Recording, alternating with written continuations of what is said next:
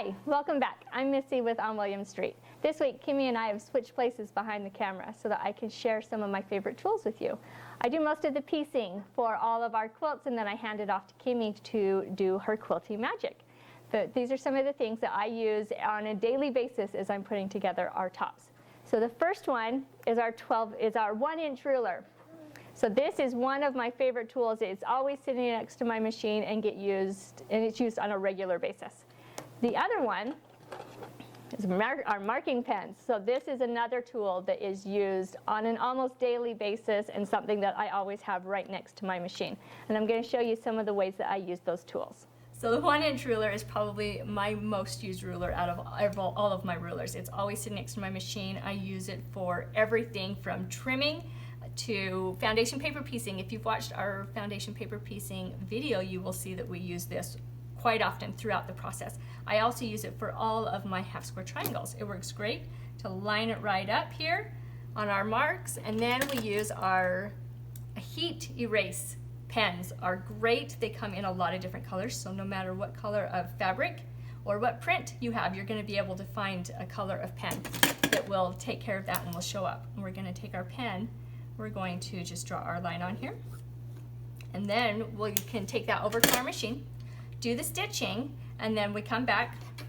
I'd use my 1-inch ruler to do that trimming, and then I'll take it over to my iron so that when I'm ironing that seam, and that mark comes right off. Really easy, nice and clean, and it just makes it really, really easy to use. The other pen that we use quite often is our water-soluble pen.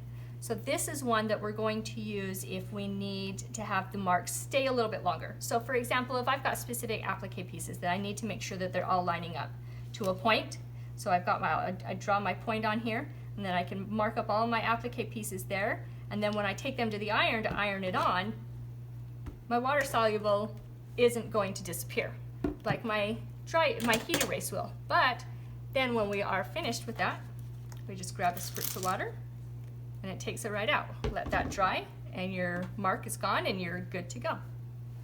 This last tool is probably one of my most favorite tools. It's something that I discovered a few years ago. So previously, I always used Heat and Bond Light for all of our applique pieces. And when you're doing appliques that have lots of layers, that can make the fabric and everything end up being really stiff. And as my quilter will tell you, really hard to quilt through if you're able to quilt through it at all. So when I discovered fusible thread, it was love at first stitch. You'll put this thread in your bobbin, and then you can put whatever thread, any type of regular thread, in the top of your machine, and it doesn't matter what color. And what you're going to do is you're going to sew around your applique piece about 1/4 of an inch to 1/8 of an inch in from the edge, and I'll show you how to do that in just a moment. Okay, so remember our fusible thread, we have put it in our bobbin. So now we're going to take our applique piece and we are going to stitch around that. And like I said, I try to get about 1/4 to 1/8 of a way in from the edge. If it gets a little more, some of these are a little bit more, it doesn't matter. It's going to not show, so it's really not a big deal.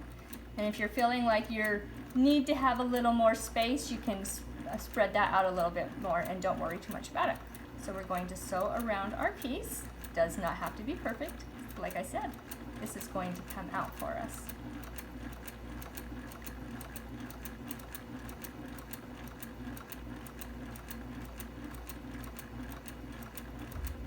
Okay, we've sewn all the way around.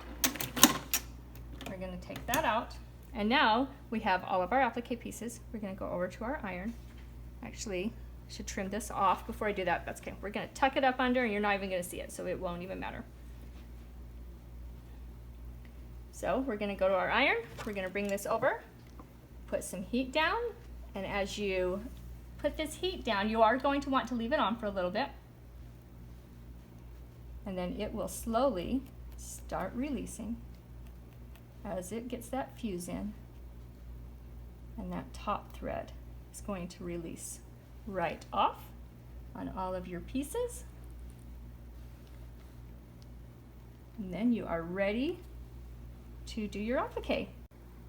This would also work well for needle turn applique when you do it a little further in, and then those pieces will stay in place as you're working on your needle turn applique. I prefer a raw edge applique, and I go through, get all of this done, and then I'm going to take it to my machine and do my blanket stitch or whatever decorative stitch that I want to do to hold those applique pieces in place.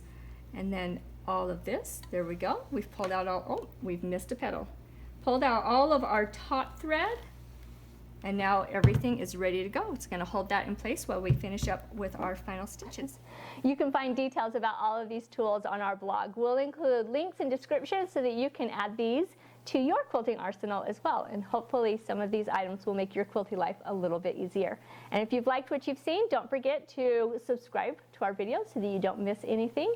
Check us out on Instagram or Facebook so you can see all of the fun things that we are coming up with. See you next week. Bye.